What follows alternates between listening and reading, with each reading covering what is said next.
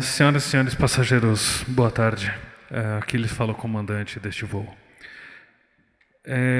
Nós tivemos um lançamento com sucesso e eu folgo em afirmar que a gente está já em velocidade de cruzeiro, se distanciando do buraco negro de vigilância que vocês podem ver nos visores, ou não. Vocês podem estar meio surpresos porque vocês já devem ter visto foto de buraco negro que tem um halo em volta brilhante. E isso é porque é luz que quase caiu no buraco negro, mas não caiu. Esse é o buraco negro de vigilância. Nada escapa dele. Eu peço, portanto, para vocês manterem os seus aparelhos, dispositivos de vigilância desligados, porque senão vocês podem ser puxados de volta. Não executem aplicativos de vigilância durante esse voo. E quando vocês deixarem de fazer isso, vocês podem ter uma sensação de falta de peso. É isso que a gente chama de 0G. Por isso mesmo, mantenham seus cintos afivelados. Senão vocês podem sair flutuando pela cabine e isso pode ser desconfortável. A gente agradece pela sua confiança, pela sua preferência. E o tempo no nosso destino é sensacional, vocês vão adorar. Tenham todos um bom voo e muito obrigado pela sua preferência, obrigado por embarcarem no nosso sonho.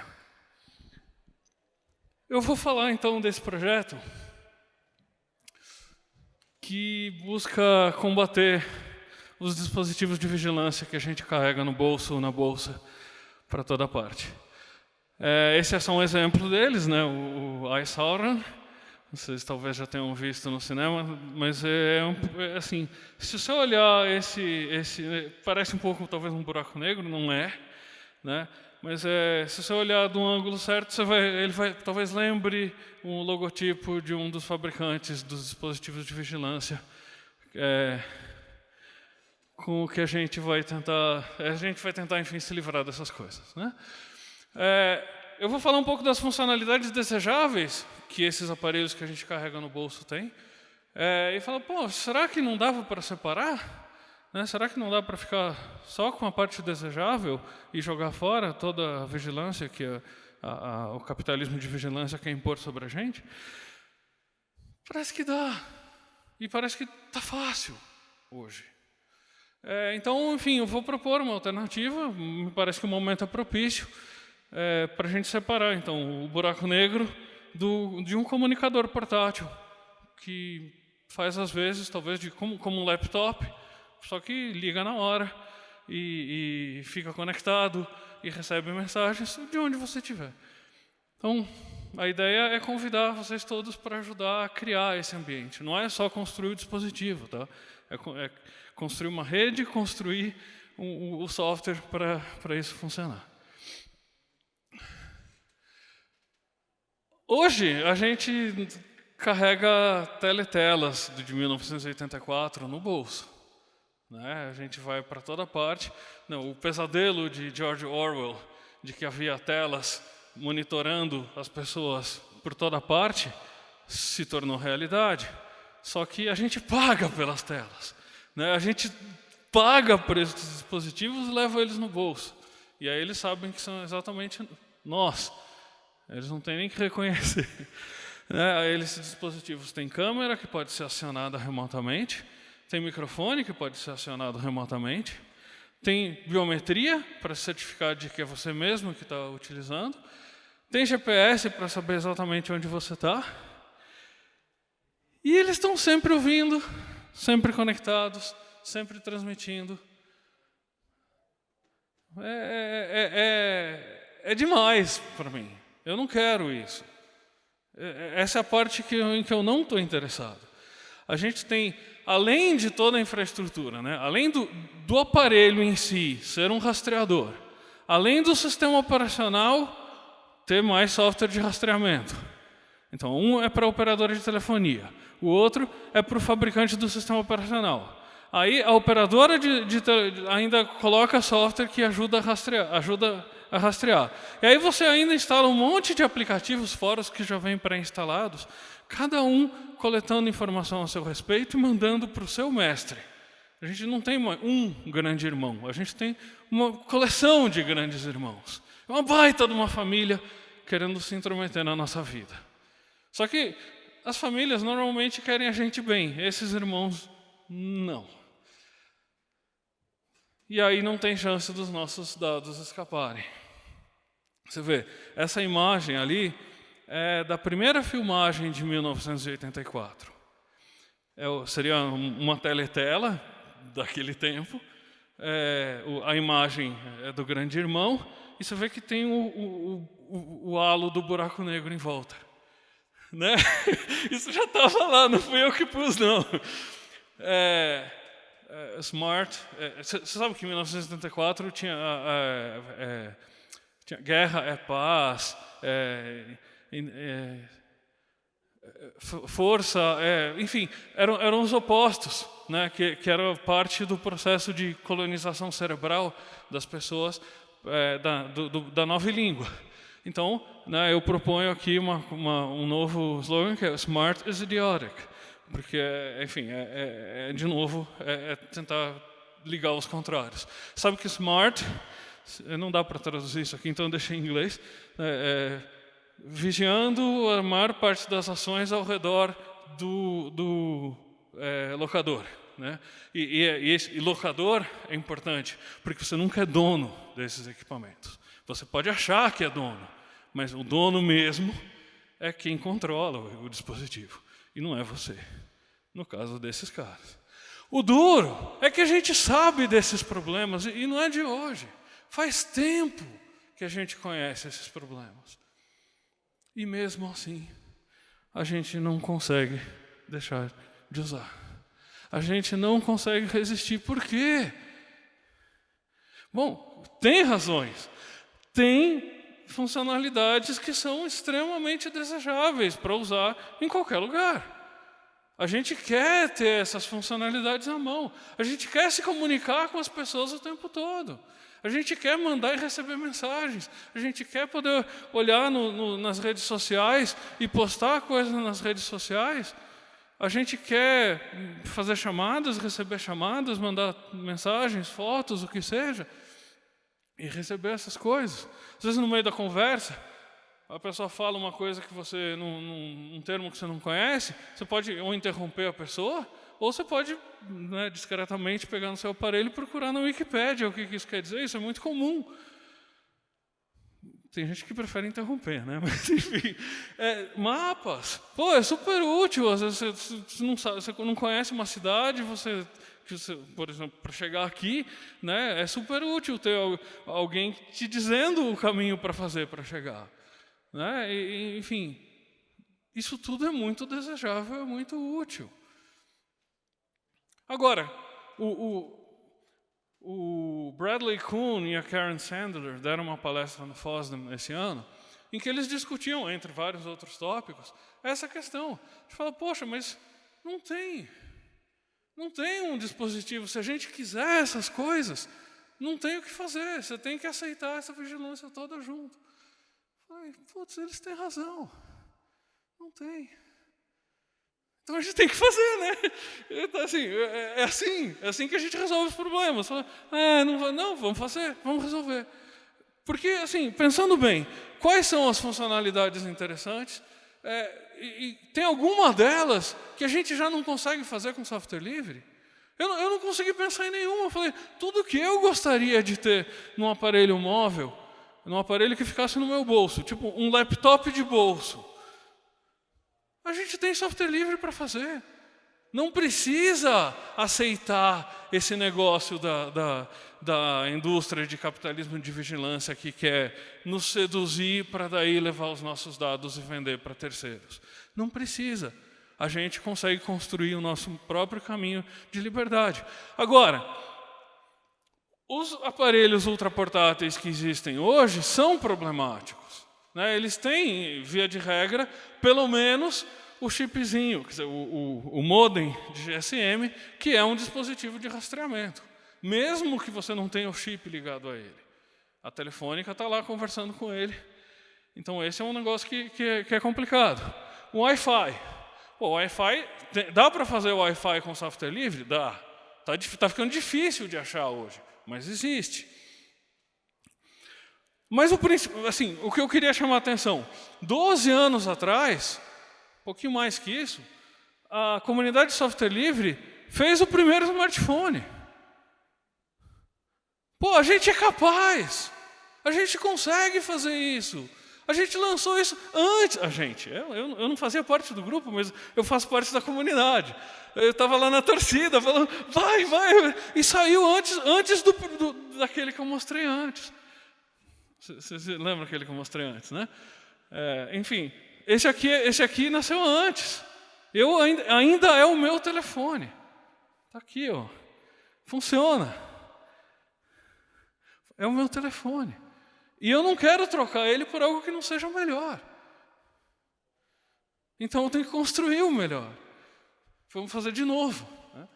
Agora, ele é um telefone, portanto, ele precisa de rastreamento, porque a operadora tem que saber onde você está para entregar a mensagem para você, para entregar a chamada para você, não é?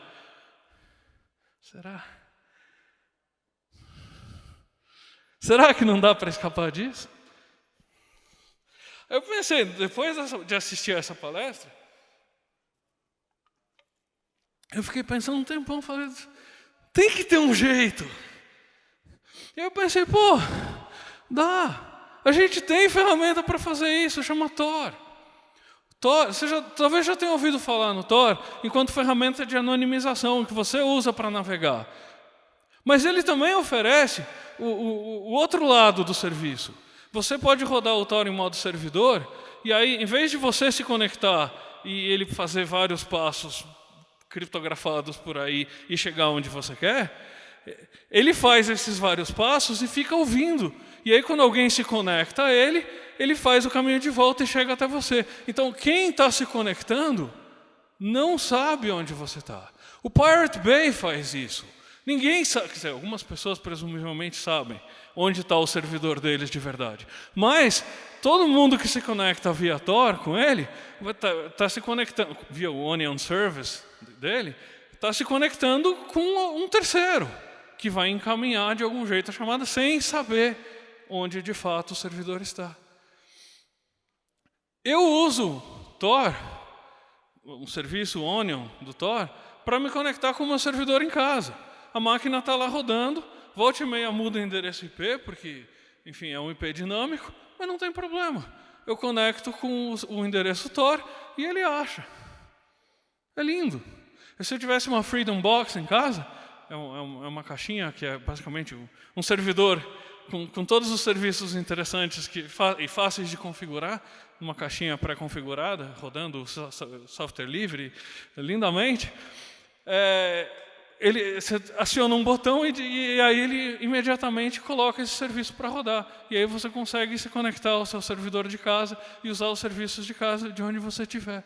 Já pensou você ter um dispositivo desses, móvel, no seu bolso, falando com um servidor desses na sua casa e fazendo backup das coisas para lá? Quer dizer, fica tudo seguro lá. Agora, com esse mesmo Tor, com esse mesmo mecanismo, você pode colocar o Tor para rodar no seu dispositivo portátil. E aí, não importa onde você esteja, em algum outro lugar vai ter alguém esperando, escutando por conexões direcionadas a você. E aí, ele não sabe onde você está, mas ele sabe o primeiro passo do caminho para te achar. Do mesmo jeito que o Tor anonimiza as coisas. Então, você não precisa, o ponto fundamental aqui você não precisa revelar a sua localização para conseguir receber chamadas. Dá para escapar disso, usando software que a gente já tem. Pô, que legal! Só que não resolve ainda o problema, porque quando a gente está conectado na rede, a operadora sabe que a gente está ali. A operadora reconhece o nosso chip para saber se a gente pagou em dia a mensalidade ou os créditos ou o que seja. E senão ela não te dá o serviço. Então ela quer saber se é você, quem é você, antes de te deixar conectar. Então percebe? Tor não é suficiente para resolver o problema. Para que a operadora não rastreie a gente precisa dar um outro passo. E esse é um pouco mais preocupante, porque o passo significa jogar fora o chip, joga fora o GSM, joga fora a conexão 3G, 4G, 5G. É entender que esses são dispositivos de rastreamento. Se a gente não quer rastreamento, a gente tem que se livrar deles. Até livrar e nos... Né, assim, a frase remete a uma outra frase um pouquinho mais famosa, né, porque é nesses termos que eu estou colocando. Esse negócio é do mal. Os chips, os identificadores, os dispositivos de rastreamento são parte do problema. A solução não inclui o problema. Ao contrário, a solução vai excluir o problema. A gente não quer vigilância, a gente não quer ser rastreado, então a gente vai jogar fora esses chips. Como é que a gente vai fazer então para se conectar? Bom, tem vários jeitos. O mais fácil, que todo mundo prefere usar na hora de se comunicar de verdade, é usar o Wi-Fi. Então a gente quer ter um dispositivo que fale pelo menos Wi-Fi. Que nem um laptop. Meu laptop não tem sistema de telefonia. Ele tem Wi-Fi e isso resolve o meu problema. Eu estou pensando num laptop de bolso, então, legal, ter Wi-Fi resolve. Mas e se eu estou no meio da estrada? Se eu estou vindo de Campinas para cá, para São Paulo, e meu carro pifou, como ele gosta de fazer, meu possante carro, que eu faço? Não vai ter um sinal de Wi-Fi ali. Vamos convocar a comunidade para construir pontos de Wi-Fi ao longo da estrada. Vai funcionar isso? Não, eu não estou pensando por aí. Mas tem gente me dando ideia, depois que eu falei na DebConf, há uma semana e pouco, falando, mas dá para botar um rádio de longa distância? Ele vai ter pouca banda, mas você consegue mandar uma mensagem pedindo socorro. Você consegue mandar uma mensagem para o seu Freedom Box em casa. E aí ele repassa a mensagem para onde você quiser, por exemplo. Então, eu estou pensando nessa linha, só que eu não entendo nada de rádio. Se tiver alguém que manja dessas coisas, eu quero conversar, porque eu acho que dá jogo. Vamos falar disso. Agora, para lugares mais densamente povoados, o Wi-Fi pode ser uma ótima saída. A gente, inclusive, no projeto OLPC, vocês já ouviram falar do OLPC? Sabe esse computadorzinho ali, o X0? O laptop de $100 inicialmente, um laptop por aluno, como ele foi lançado originalmente. Ele tinha essa ideia de que eles iam vender os computadores para os governos, para colocar um servidor na escola pública, e aí as crianças iam receber um computador desses que tinha um chip de rede Wi-Fi Mesh. Mesh é um tipo de técnica de rede em que cada dispositivo vai expandindo a rede. Então, se o sinal chega até ele consegue repassar o sinal para quem está mais longe. E aí as crianças espalhadas ao redor da cidade espalhariam o sinal da rede da escola para dar cobertura, pelo menos para aquela região. Essa era a visão do OLPC, que me encantou há 12 anos também, era dessa época. E eu falei, a gente ainda não tem isso aqui. Nova York tem uma rede, em Manhattan eles têm uma rede comunitária. Em Buenos Aires eles estão fazendo uma rede comunitária. Não lembro qual cidade na África do Sul eles têm uma rede comunitária. Aqui no Brasil tem um pessoal trabalhando em redes comunitárias.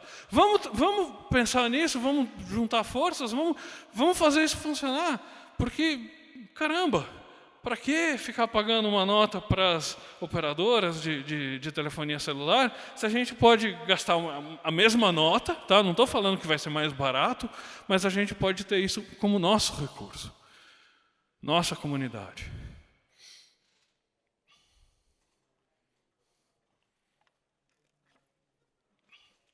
Aí vamos falar dos dispositivos.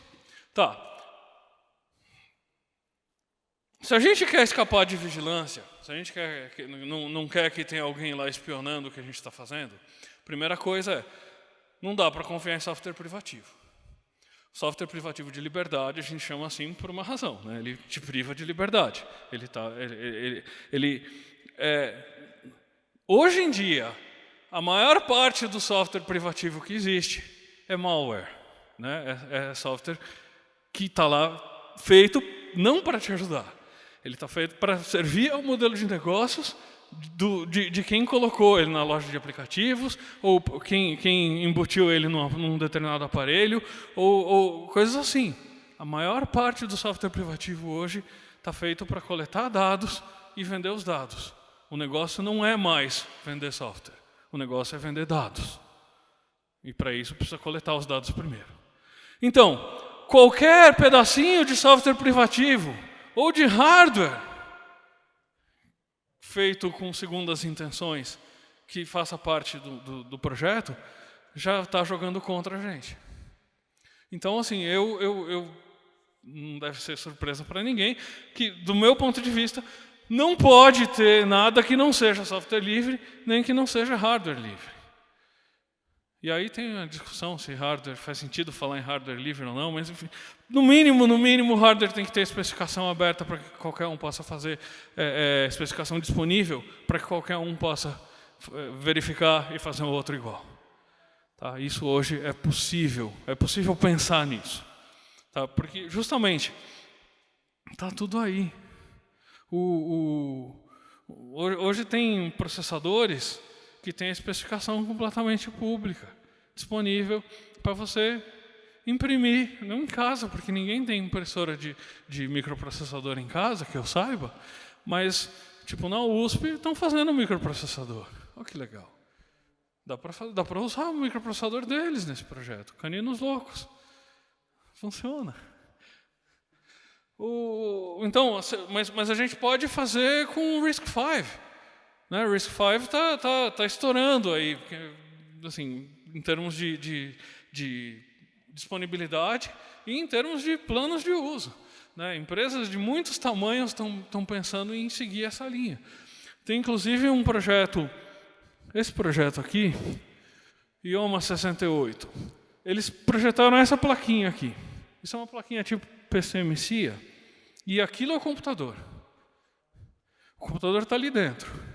Aí você pluga essa plaquinha naquilo que parece um laptop, e aquilo que parece um laptop agora é um laptop.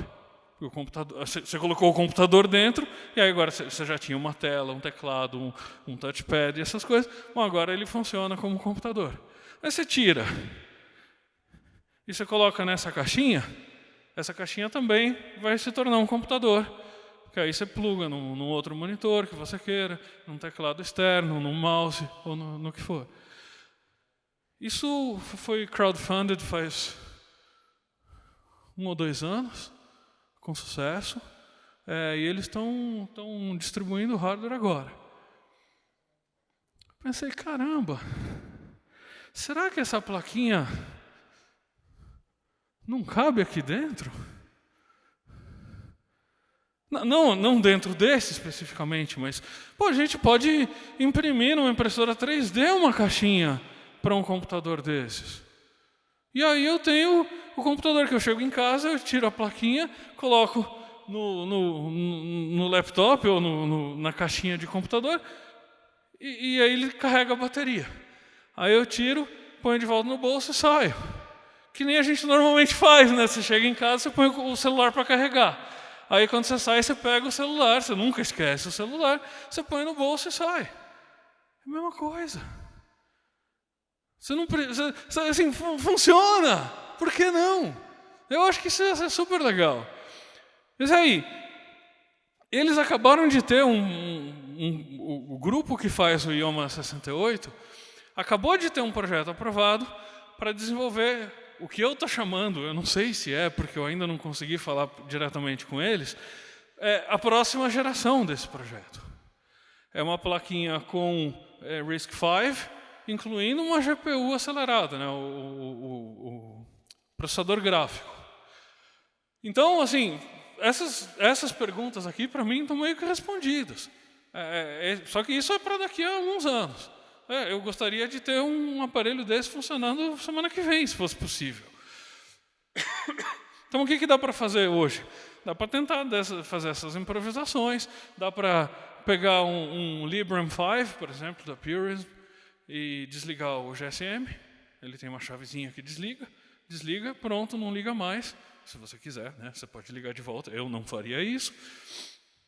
E pronto. Eu tenho um aparelho que eu já consigo começar a desenvolver essas ideias, pelo menos. Wi-Fi. O que dá para fazer em termos de Wi-Fi? Tem uma placa já antiga de Wi-Fi, um chip, que era o Atheros 9K HTC, ou Carl 9170. Eu não sei nem se eles são diferentes ou são o mesmo chip, só com 2 nomes diferentes. Mas a característica deles é que eles têm o firmware livre. O código, o sistema operacional que roda no chip de Wi-Fi é reprogramável. Tem lá o código disponível, licenciado como software livre, você consegue baixar, você consegue modificar. E tem gente experimentando fazer modificações de protocolos de comunicação de rádio usando esse dispositivo. Pô, já pensou? Se a gente conseguir colocar esse dispositivo, que hoje é difícil de achar, infelizmente, porque ele já é bem antigo. Mas se a gente consegue achar um dispositivo desses, ou consegue obter para embutir nos aparelhos, nesses comunicadores ultraportáteis que eu tenho em mente, e a gente consegue reprogramar, a gente consegue fazer experimentos com as redes mesh do jeito que eu tinha em mente. Então, assim, eu gostaria de ter um negócio desse. Eu não vou me contentar com um Wi-Fi que não seja pelo menos software livre, tá? Mas se der para reprogramar, melhor ainda, porque aí a gente consegue brincar de verdade. O GSM, eu estava pensando naquela situação de estar perdido no meio da estrada, falei, nessa hora você liga o GSM, porque talvez seja o único sinal disponível. Falei do rádio de longa distância há pouco, que já começa a me parecer uma solução ainda mais interessante. Mas provavelmente vai ter gente que vai preferir ter um outro plano B, ainda mais acostumado, vamos dizer assim, um plano com que ela já esteja mais acostumado, ter um chip de GSM, um modem de GSM que você pode plugar no telefone, não é uma ideia inteiramente absurda. Tipo assim, tem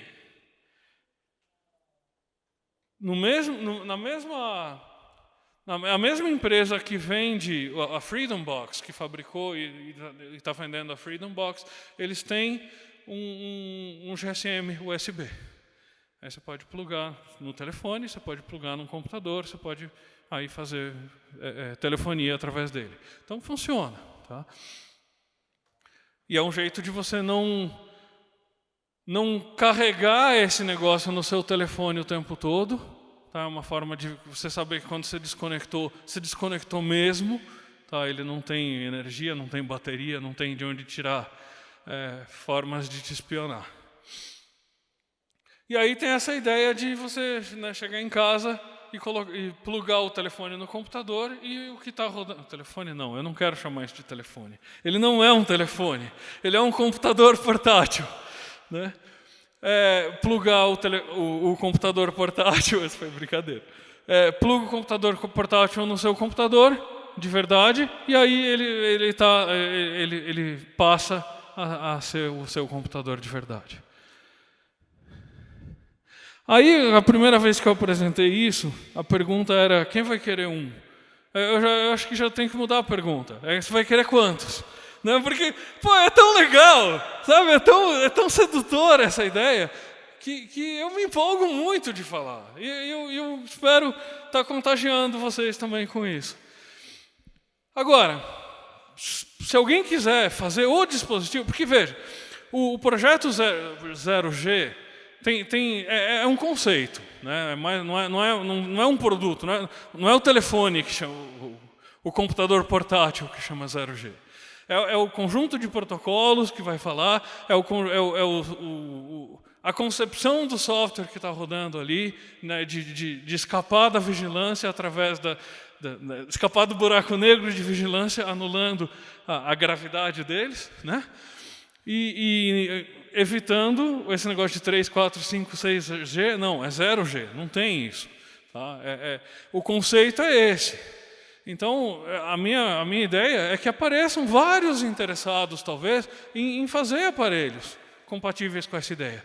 Alguns vão seguir mais à risca, outros vão seguir menos à risca. De fato, já existem alguns aparelhos que são usáveis como, assim, dentro desse conceito. Né? Você pode... Eu mencionei há pouco o Librem 5 da Purism, que acabou de... Não, ele acabou de mudar de fase de pré-order. Então, você ainda não recebe agora, mas já ele está disponível. Pine 64 tem um telefone também, que também dá para desligar o GSM. Tem um que chama MyPhone, que não tem GSM. Também foi crowdfunded. Então, assim, tem dessas coisas. Procurando, você já acha. E o legal, quando você compra um negócio desses, falando, eu não vou usar o GSM mesmo, é que você não vai nem ficar preocupado se a operadora vai encrencar porque você não comprou deles, porque você importou de um jeito ou de outro. Não tem mais essa dor de cabeça, você não vai usar o GSM mesmo. Né? Vou usar o Wi-Fi. Pronto. Ou vou usar o rádio. Né? Ou esse rádio que eu estou pensando. Agora, para quem quiser embarcar e fazer dispositivos, eu dou uma força, a gente quer trabalhar junto. E eu queria falar, então, assim, um plano de negócio possível, tá, que me ocorre, porque, enfim, eu vi como a LPC se desenvolveu mais ou menos de perto, e a ideia ainda me encanta, a ideia ainda me parece que tem fundamento. Então, a ideia deles era vender, assim, era projetar o dispositivo para ser usado por alunos, mas vender para os governos. Então, eles iam vender em 100 mil unidades, 1 milhão de unidades, e aí os governos iam distribuir para os alunos de escolas públicas. Aí o que precisa para o negócio funcionar para as crianças? Ele precisa ser robusto. Tipo, aquele laptopzinho ali aguentava. O meu telefone, esse aqui, na primeira apresentação, eu soltei ele assim em cima da mesa. Ele se despedaçou, voou a bateria para um lado e tudo, mas foi só encaixar tudo de volta e ele continuou funcionando. É robusto pra caramba, e tem 12 anos. Um ano de celular deve dar uns 15 humanos, então você imagina quanto que ele tem. Né? Assim, é de verdade, quer dizer, é um negócio feito para durar, não é um negócio feito para você jogar fora na semana que vem. Para criança, ele tem que ser fofo. Né? Não é o caso desse aparelho aqui, muito pelo contrário. Mas aquele ali é bonitinho pra caramba. Então, assim, é um desafio aí para quem quer contribuir com o design, tem espaço para isso. Né? O software, especialmente, mas o hardware também, tem que ser usável. Né? Idealmente, é uma coisa que dê para consertar. Eu não quero, se der problema em um componentezinho da placa-mãe, lá eu tenho que jogar fora e comprar outro. Né? No ALPC, as crianças aprendiam como trocar os componentes do computador. E aí elas iam lá e trocavam a bateria, trocavam a placa-mãe, e funcionava. Assim, sabe, é outra concepção de produção. Aí o foco deles não era num computador de super desempenho. Não, é para ser um computador barato. O alvo deles era $100. Tá? Não estou falando que um aparelho 0G vai custar $100. Tá? Eu não sei. Vai depender do que você colocar nele. A decisão não é minha, é sua. É você que vai fazer, certo? Eu estou tentando fazer um para mim também. Mas, enfim. E aí a ideia de crescer a rede através das escolas públicas era o objetivo. E por que eu acho que isso cola, num certo sentido? Poxa, vamos pensar nas crianças. Quem que ia querer submeter as crianças à vigilância? Né? Não, os pais normalmente querem ter um monitoramento sobre as crianças, isso é normal, isso é até saudável. Mas qual pai, qual bom governante que submeteria as crianças à vigilância por um monte de empresas que está querendo sugar tudo delas? Tá? Eu acho que dá para a gente tentar colocar as coisas nesses termos. Tem uma ideia de talvez evitar a entrada até da indústria de vigilância nessa nossa, vamos dizer, comunidade, usando o copyleft forte. né? Tipo assim, se você quer colocar um componente do sistema operacional que seja copyleft forte, de modo que qualquer programa para rodar nele tem que ser software livre também. É possível, isso conteria, de certa forma, a education, né? A educação para ser consumidor de anúncios, que a gente está vendo, inclusive, invadir as escolas. Mas, aliás, esse termo minha filha que inventou, adoro. Obrigado, Larissa. Mas, assim, é para evitar que o Big Brother saia espionando a criançada. O foco, de novo, né? Privacidade, a gente não quer vigilância, a gente gostaria de aplicativos peer-to-peer, em vez de coisas centralizadas, e uma rede bem pervasiva para todo mundo poder se comunicar. Precisa evitar os parceiros que vão dar problema, como o LPC, como aconteceu com o LPC. Eles fizeram parceria com o Intel, fizeram parceria com a Microsoft, e vamos dizer assim que eles tomaram conta, eles ficavam sabendo das propostas que o LPC recebia de governos, iam lá e ofereciam outra coisa no lugar. Então, assim, vai ter oposição a esse projeto, com certeza. Eu não tenho a ilusão de que, que legal, as empresas vão aceitar de bom grado que a gente, por exemplo, pare de pagar por conectividade, parem de pagar por chamadas ou coisas assim, apesar de que existe espaço para que as operadoras cobrem por ligações, oferecendo serviços via internet. Ontem, a Purism publicou um artigo sobre... agora a gente tem o Librem 5, ele está pronto.